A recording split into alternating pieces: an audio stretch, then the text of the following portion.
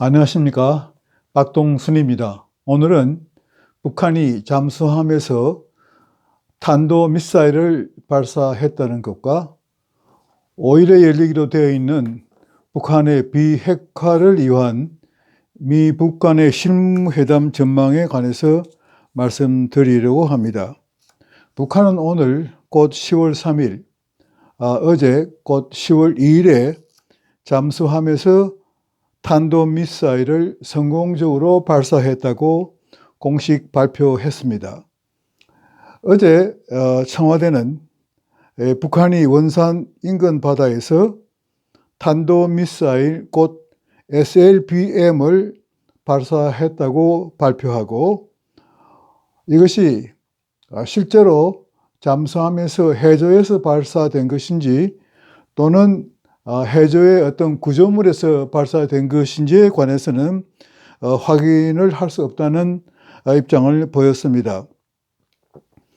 청와대는 국가안보실장 주재로 NSC 상임위원회를 열고 북한의 이러한 미사일 발사에 대해서 아주 강한 우려를 표명하고 북한의 의도와 그 배경에 대해서 미국과 긴밀한 협의를 해나갈 것이라고 발표했습니다. 그런가 하면 정경두 국방장관은 국회에서 북한의 이러한 미사일 발사는 9.19 남북한 군사 합의에 위반하지 않는 것이라고 말했습니다. 곧 그는 북한의 이러한 미사일의 의구가 남북한 군사 합의에는 들어있지 않기 때문에 합의 사항의 위반은 아니라는 궤변을 늘어놓았습니다. 한 나라의 국가 안위를 담당하는 청와대와 국방부 장관이 북한의 이러한 도발에도 불구하고 상식 이하의 성명을 내는 것은 정말로 우리 국민으로서는 참기 어려운 일이라고 할 수 있을 것입니다. 북한의 이러한 잠수함에서의 미사일 발사는 미국과 북한이 북한의 비핵화 문제를 해결하기 위해서 10월 5일에 실무회담을 개최하기로 합의했다고 발표한 후 12시간이 채 지난 후에 발사된 것입니다. 이러한 것은 북한이 핵무기를 포기할 의사가 없다는 의지를 표명하고 또 다가오는 실무회담에서 아주 강경한 입장을 취할 것이라는 것을 미치게 보여주는 것이라고 저는 생각을 합니다. 이것을 증명이라도 하듯이 북측의 수석 대표로 예상되고 있는 김명길 북한 외무부 순회대사가 3일 스톡홀름으로 가는 길에 중국 베이징에 들려서 미국 측에서 새로운 신호가 있어 큰 기대와 낙관을 가지고 간다. 결과에 대해서도 낙관한다는 말을 했습니다.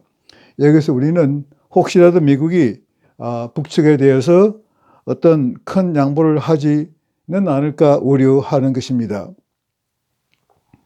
북한 핵의 해결 방법은 일괄 타결 방법과 또 단계적 해결 방법이 있다는 것은 제가 몇 차례 말씀을 드렸습니다.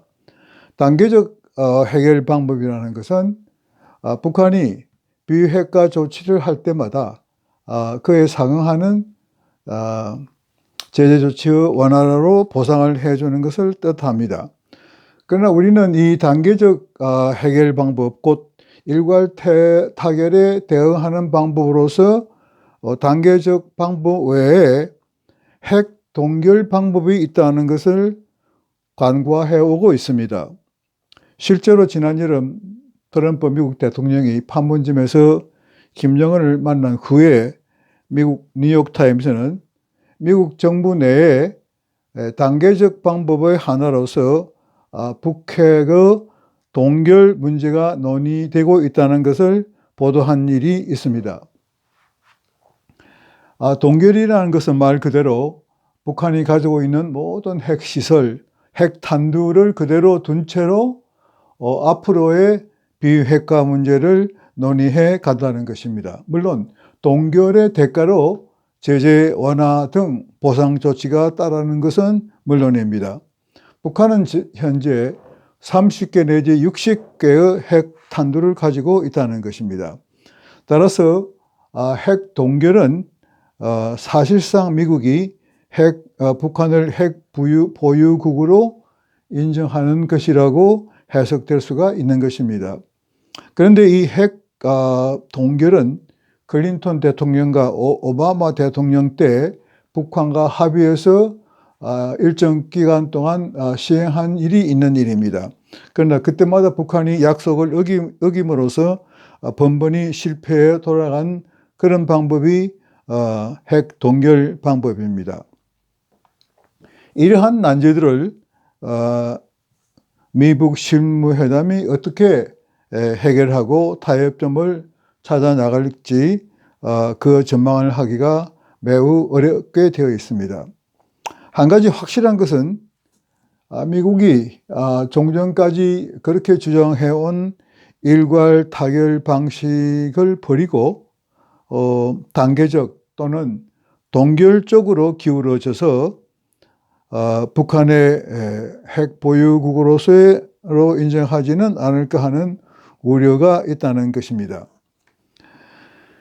이제 한국은 북한 비핵화 회담에서 완전히 제외된 것이 사실입니다. 대한민국의 운명이 미국과 북한의 타협에 달려 있는 것은 매우 슬픈 일이 아닐 수 없습니다. 그러나 북핵 문제를 해결할 수 없는 것은 아닙니다. 첫째는 북한에 대한 경제 제재를 더욱 강화해서 북한이 그 경제 제재를 더 이상 견딜 수가 없도록 만들어서 북한으로 하여금 스스로 일괄 타결에 나오도록 하는 방법입니다. 이것은 실제로 2003년 리비아의 가다피 대통령이 미국과 동맹국이 리비아에 대한 경제 제재 조치를 더 이상 참을 수 없어서 가다피 자신이 스스로 들고 나온 방법이 일괄 타결 방법입니다. 따라서 미국과 동맹국이 안보리 결의를 충실히 이행함으로써 북한에 대한 제재를 늦추지 않고 강화함으로써 북한으로 하여금 일괄 타결에 나오도록 하는 방법이 가장 좋은 방법 중에 하나라고 저는 생각을 합니다. 또 하나는 최근 사임한 미국 화이트하우스 국가안보보좌관 존 볼턴이 지적한 대로 북한의 레짐 체인지입니다. 이 레짐 체인지는 군사 행동이 필요한 방법이기도 합니다.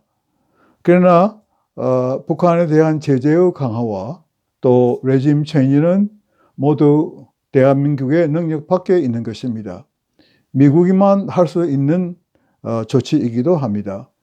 따라서 미국이 북한이 핵 보유국으로 남도록 허락해 줄 것인지 또는 그것을 허락하지 않을 것인가라는 중대한 정책 결정에 따라서 북한에 대한 제재의 강화 또 레짐 체인지의 문제가 해결될 수 있을 것이라고 저는 봅니다. 그러는 동안에 우리는 속수무책으로 앉아 있을 수밖에는 딴도리가 없을 테죠.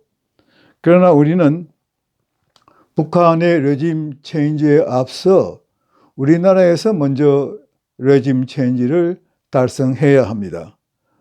지금 문재인 정부가 들어선 후 2년 남짓 대한민국의 안보는 허물어지고 경제는 파탄나고 국민 생활은 도탄에 빠졌습니다.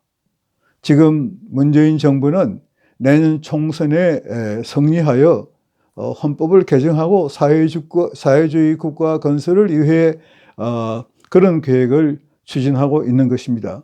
조국의 법무장관 임명도 그러한 계획의 일부라고 저희들은 볼 수 있을 것입니다. 따라서 우리 대한민국의 우파 자유민주 수호 세력은 차분히 이제는 내년 4월로 닥쳐온 총선에 대비해야 할 것으로 생각합니다. 오늘 제 말씀은 이것으로 마치겠습니다. 경청해 주셔서 감사합니다.